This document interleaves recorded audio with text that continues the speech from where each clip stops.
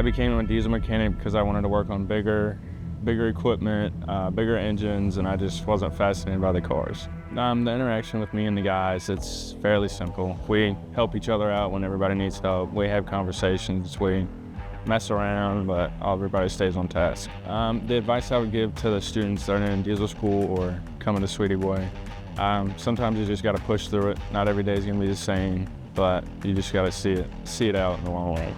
I've been a diesel mechanic going on 12 years.